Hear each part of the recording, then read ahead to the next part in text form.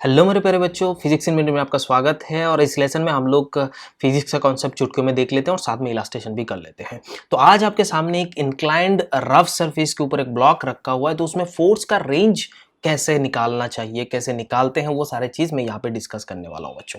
ठीक है, तो सवाल देखिए, यहाँ पे सवाल के साथ हम लोग कॉन्सेप्ट को क्लियर करेंगे। तो देखिए यहाँ पे क्या बोला, find out the range of force so that block will be in equilibrium. एक ब्लॉक है जो एक ऐसे सरफेस में रखा हुआ है और ये जो एंगल है उसको अपन 37 डिग्री मान लेते हैं। हमको बताना चाहिए कि ये फोर्स जो लगा रहे हो उसका रेंज बताना है, मतलब minimum value and maximum value. जब भी आपको रेंज पूछ ले तो आपको समझ लेना चाहिए कि maximum value and minimum value हमको निकालना है। बट यहाँ पे बोला है कि ब्लॉक इक्विलिब्रियम कंडीशन पे होगा। सब कुछ आपको दिया हुआ है, ये 2 kg ब्लॉक दिया हुआ है। 2 kg ब्लॉक में आप जानते हो नॉर्मल रिएक्शन कैसे निकालते हैं। सबसे पहले बात है, यहाँ पे हम लोग एक फोर्स होएगा, यहाँ पे एक फोर्स होएगा।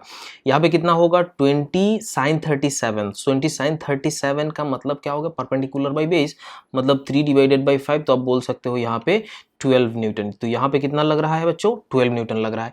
इस डायरेक्शन पे यहाँ पे 20 cos 37, मतलब यहाँ पे आप जानते हो 16 न्यूटन लग रहा है। और ये जो फोर्स है वो नॉर्मल रिएक्शन है, तो हमें पता चल गया नॉर्मल रिएक्शन का वैल्यू 16 है। तो अगर नॉर्मल रिएक्शन का वैल्यू 16 है तो what will be the F limiting. F limiting is nothing but mu into N. Simple है, 0.2 इंटू 116, तो दैट मीन्स आप बोल सकते हो 3.2 Newton. So this is the limiting force बच्चों। अब बात यहाँ पे क्या है, अगर हम मिनिमम फोर्स निकालना चाहते हैं तो मिनिमम फोर्स निकालने के लिए हमें कोई दिक्कत वाली बात नहीं है। देखो, अगर ये फोर्स ये 12 न्यूटन से कम होता है तो क्या होगा, बॉडी नीचे की डायरेक्शन पे स्लाइड करने लगेगा। अगर बॉडी नीचे की डायरेक्शन पे स्लाइड करने लगेगा तो डेफिनेटली फ्रिक्शन का वैल्यू जो है वो अपवर्ड डायरेक्शन पे लगेगा।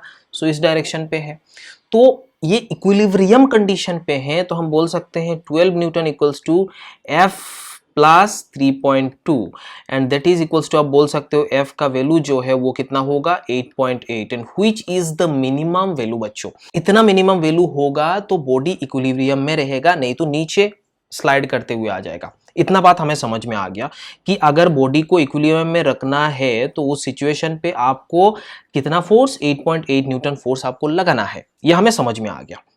दूसरा हमें पूछ रहा है कि मैक्सिमम फोर्स क्या होगा। जब भी बच्चों मैं मैक्सिमम फोर्स के बारे में बात करता हूं, इसका मतलब क्या हो गया, ये जो फोर्स का वैल्यू है, ये जो फोर्स का वैल्यू है वो डेफिनेटली किससे ज्यादा होगा, 12 न्यूटन से ज्यादा होगा। अगर 12 न्यूटन से ज्यादा होगा तो ऑब्वियसली ये जो फ्रिक्शन का डायरेक्शन है, पहले फ्रिक्शन का डायरेक्शन ऐसे था, अभी फ्रिक्शन का डायरेक्शन ऐसे होगा, क्योंकि ये फोर्स इसको ऊपर खींच रहा होता है। तो ऊपर अगर इसको खींच रहा होता है तो इस डायरेक्शन पे 3.2 लग रहा है। सो आप बोल सकते हो कि एफ मैक्सिमम का वैल्यू जो होगा वो 12 प्लस 3.2, इसका मतलब 15.2 न्यूटन ही लग रहा है बच्चों।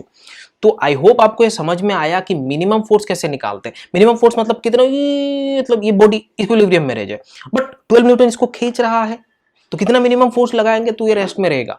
तो वो फोर्स, जब भी मिनिमम फोर्स की बात आता है तो लिमिटिंग फ्रिक्शन का वैल्यू ऊपर के डायरेक्शन पे लग रहा है। यहाँ पे मैक्सिमम इतना फोर्स खींच रहे हैं, 12 न्यूटन इधर है बट बॉडी को जाना नहीं है, तो फ्रिक्शन नीचे की डायरेक्शन में, उस सिचुएशन में फ्रिक्शन आपका इस फोर्स को अपोज कर रहा है, पहले वाले में सपोर्ट कर रहा था।